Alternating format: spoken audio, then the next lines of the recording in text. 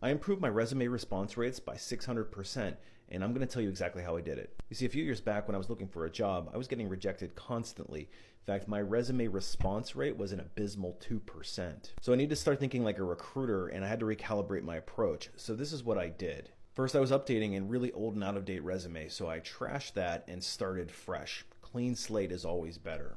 Then I stopped trying to be the jack of all trades. I was throwing everything in the kitchen sink into my resume, hoping that an employer would see something that they were interested in.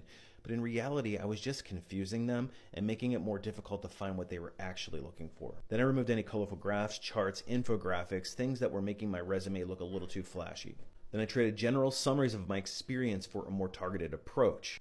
And to convey a sense of accomplishment, I focused on past tense instead of current tense. I also made sure that I was studying the job posting really carefully, looking for any core keywords and skills that I needed to make sure I reflected on my resume. And I crafted concise bullet points with measurable results, making sure that I clearly reflected the job posting.